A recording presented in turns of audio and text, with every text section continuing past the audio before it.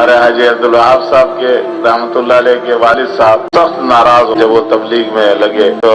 ایک دن بعد میں تو خیر وہ خود ہی تبلیغ میں لگ گئے کچھ سالوں بعد، لیکن ان کو راجپوت تھے، ان کو غصہ آتا تھا، کہیں جاتے تھے تو لوگ تعارف کراتے تھے وہ عبدالوہاب کے والد ہیں، راجپوت کو غصہ آتا تھا، بیٹے کے نام سے میرا تعارف کرا، وہ کہتے تھے عبدالوہاب میرا بیٹا ہے، یہ کہو نا کہ ان کا بیٹا ہے، وہ یہ کیوں کہتا ہے عبدالوہاب کے والد ہیں، تو وہ پہلے آیا میں پہلے آیا، اس کا نام پہلے لیتا۔ ایسا فرماتے ہیں کہ میں نظام الدین میں تھا، مولانا الیاس صاحب رحمتullah علیہ اور اسی اس میں تھا، والد صاحب کو والد صاحب ناراض، کیا کروں یہ بھی نہیں چھوڑ سکتا، والد صاحب کی ناراضگی کیوں نہیں ہو رہی تھی، تو مولانا الیاس صاحب رحمتullah علیہ بیان میں فرمانے لگے قیامت کے دن اللہ تعالیٰ ایک آدمی کو کھڑا کریں گے اور اس کے جتنے حقوق والے ہیں نا ان سب کو بھی بلائیں گے، ماں کو بلائیں گے، باپ کو بلائیں گے، بیوی کو بلائیں گے، بچوں کو بلائیں گے۔ یہ آج کل کی یہ جو بچے بیٹھے ہوئے نا یہ بھی باپوں کو تانے دیتے، کئی مجھے ملے جو بیچارہ باپ تبلیغ میں پھر رہا تو یہ بچے کیا کہتے ہیں باپ کو، ہمارے لیے کیا کیا تم نے ہمارے لیے کیا کیا، تیرے لیے کیا کریں گے،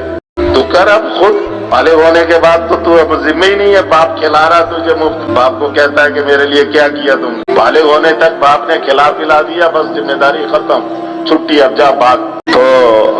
حضرت نے فرمایا کہ سب سے پہلے اللہ تعالیٰ ماں کو بلائیں گے اور ماں کو بلا کر کہیں گے یہ تیرا بچہ، اس نے تیرا حق یہ حق نہیں ادا کیا، اب بتا تجھے حق چاہیے یا وہ دیکھ سامنے جنت، وہ جنت چاہیے،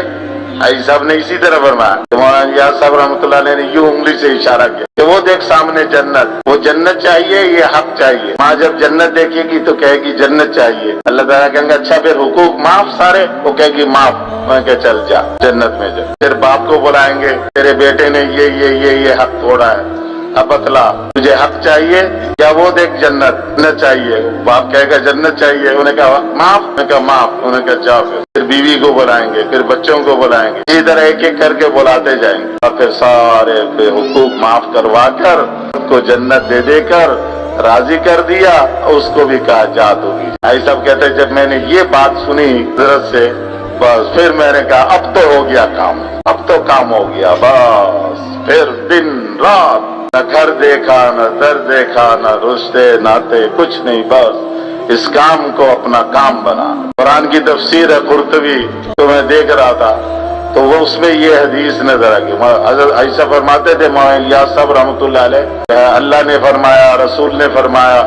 یوں کہہ کے بیان نہیں کرتے تھے، بس جو چیز ہے اس کو بتاتے، نماز پڑھو گے اتنا فائدہ ہوگا، سبحان اللہ کہو گے اتنا فائدہ ہوگا، کیوں نہیں کہتے تھے کہ حضور نے فرمایا کہ سبحان اللہ کہو گے تو اتنا فائدہ ہوگا، فائدے کی چیز ہے صرف وہ اتنا بتلا دے۔ یہ جو حضرت نے فرمایا کہ قیامت کے دن اللہ اس طرح بلائیں گے اور حقوق معاف کروائیں گے، جنت دیں گے، تو یہ قرطبی میں موجود، میں نے وہ لا کے ہائی صاحب کو دکھلایا، میں نے کہا جی یہ تو حدیث میں بھی موجود ہے اسی طرح کا مطلب، اللہ تعالیٰ قیامت کے دن وہ شخص جو اللہ کے نام کی سربلندی کے لیے، اعلاء کلمت اللہ کے لیے، اللہ کے نام کو اونچا کرنے کے لیے اپنی جان اور مال کو لگا دیتا ہے، نہ دن دیکھتا ہے نہ رات دیکھتا ہے، نہ کھانا نہ آرام، نہ گھر نہ در، اللہ اس کے حقوق والوں کو حقوق کے بدلے میں اعلیٰ سے اعلیٰ نعمتیں دے کر